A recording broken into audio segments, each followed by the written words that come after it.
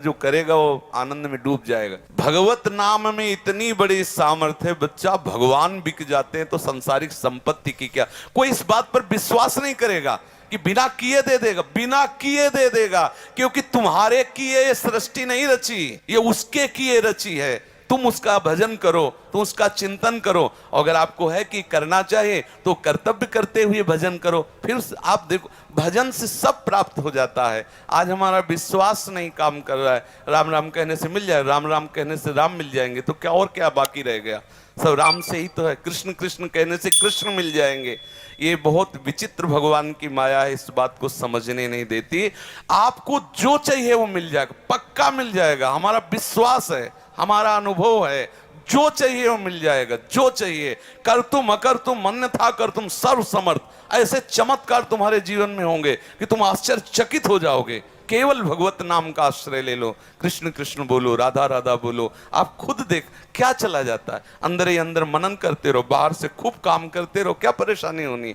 और अगर विजय ना हो जाए तो मैं बता, धन सच्ची कहते हैं तुम ऊब जाओगे कि भगवान बंद कर दो धन देना, सच्ची कह रहे हैं। अब 10 दिन जपो, इसके बाद देखो कि बैंक में बैलेंस आया कि नहीं आया हमारे नाम का, तो वो फिर कहोगे वो 10 दिन हो गए जपते हुए, अभी उतना तो नहीं आया कि हमारे पास कि हम उब जाए। थोड़ा धैर्य पूर्वक जपो, वो तुम्हारे पापों का अशुभों का नाश करेगा।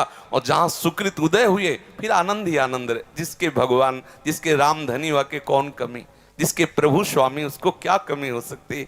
आज हमारी बुद्धि मलिन हो गई, इसलिए हम भगवान की तरफ अगर थोड़ा चलते भी हैं तो वैसे ही चलते हैं कि हमारा काम बन जाना चाहिए।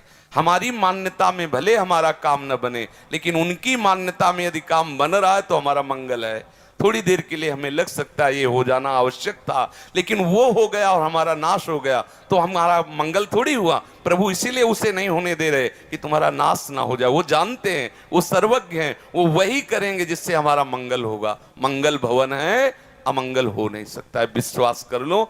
और बिना भजन किए सुख नहीं मिल सकता।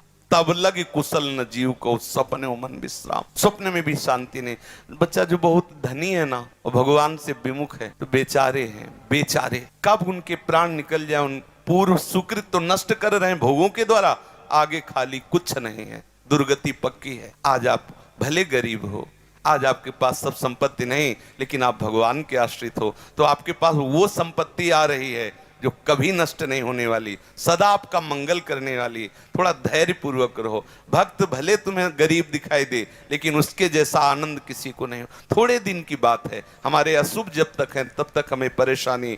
जहां अशुभ नष्ट हुए तो शास्त्र और संत जन इस बात के साक्षी हैं कि भगवान मंगल भवन है, मंगल ही मंगल होगा, अमंगल हो नहीं सकता। हम भरपूर प्रयास करें, फिर असफल रहें तो उसे प्रारब्ध पर छोड़ के हम संतोष कर लेते हैं। ये हमारा प्रारब्ध है, हमने तो प्रयास पूरा किया, धन नहीं मिला, पूर्व का कोई ऐसा कर्म है जो हमें नहीं मिला, लेकिन तब संतोष करें। पुरुषार्थ के लिए कभी प्रारब्ध की ओट लेकर के कायरता ना करें। खूब पढ़ाई पढ़ो, खूब प्रयास करो, धन प्राप्ति आदि के जो भी व्यापार आदि, माता पिता गुरुजनों की सेवा के लिए नाम जप करते हुए, सतधर्म से चलते हुए, परिणाम में अगर आपको धन नहीं मिलता है तो उसमें अश्रद्धा या नास्तिकता नहीं लानी। फिर विचार करना है कि प्रभु का विधान ऐसा ही था, मेरे भाग्य में था, मैंने प्रयास तो किया लेकिन प्राप्त नहीं हुआ, तो उसमें फिर संतोष धारण करना होगा।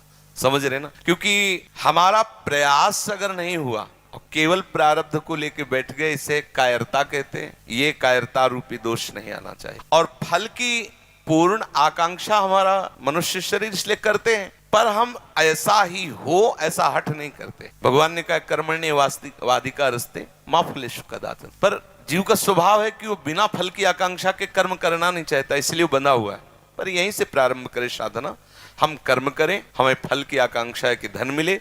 यदि वो नहीं मिलता फिर विचार करना चाहिए कि कोई प्रारब्ध है, कोई भगवान का ऐसा विधान है जो मेरे को क्रिया करने पर भी उसका लाभ नहीं मिल रहा है।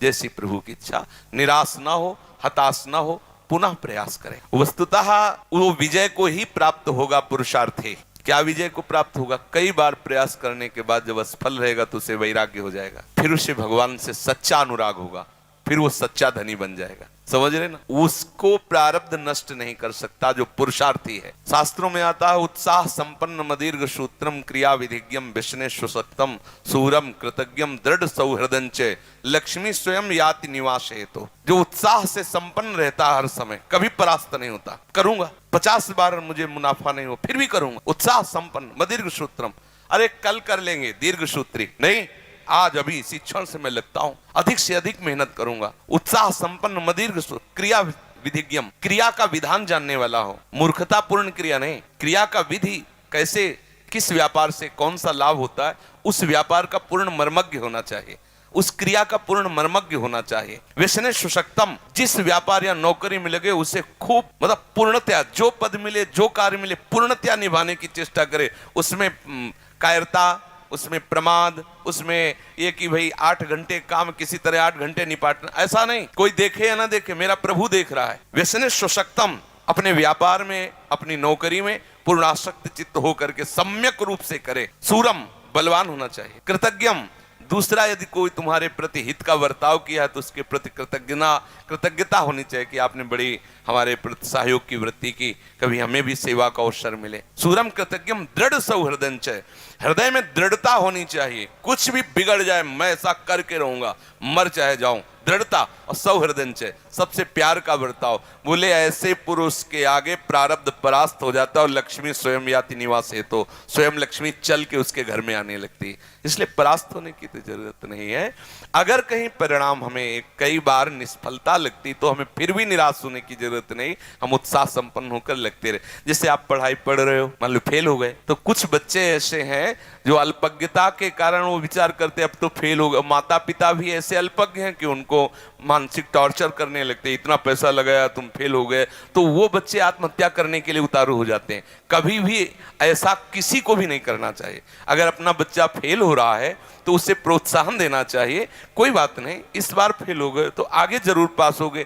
वो बातें छोड़वाओ उसकी, जिससे उसकी पढ़ाई में विरति हो रही, पढ़ाई में वो चित्त नहीं दे पा रहा, वो दोष छोड़वाओ, उसको पढ़ने का प्रयास करवाओ। अगर वो फिर भी फेल हो जाता है तो फिर भी प्यार करो। ऐसा करने से हमारा उत्साह बढ़ता है, आशा हमारी कभी टूटे ना और निराशा कभी हमें परास्त न कर पाए। ये बात जीवन में हर एक व्यक्ति को ध्यान रखना चाहिए, संसार में भी और परमार्थ में भी। हम जिस मार्ग में चल रहे हैं भगवान हमें सहयोग देंगे, हम पूर्णतया उसमें प्रयासरत रहे और इसमें निष्फलता भी सफलता होगी। प्रयासवान पुरुष कभी भी परास्त नहीं होता, उसका फल होता है। जैसे आप बहुत बार इस सब करके हार गए तो आपको वैराग्य हो जाएगा और पूर्ण आश्रय भगवान से हो जाएगा, क्योंकि आप सच्चे हो ना।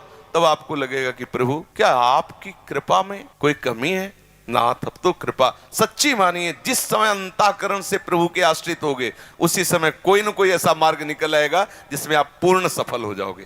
प्रयासरत पुरुषार्थ करने वाला पूर्ण निष्फल कभी हो ही नहीं सकता।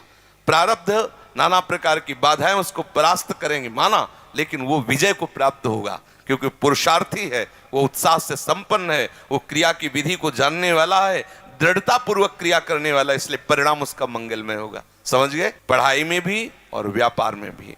लोक में धन की आकांक्षा होती है, आकांक्षा करना कोई पाप नहीं है, क्योंकि इस व्यवहार मार्ग में धन की आवश्यकता होती है, पद की आवश्यकता होती है, जिससे परिवार का पोषण, समाज की व्यवस्था चलती है, तो कोई दोष नहीं है। कामना करो और उसके अनुसार कर्म करो, परिणाम ना मिले तो भगवान के ऊपर ऐसा मान के कि कोई मंगल विधान है।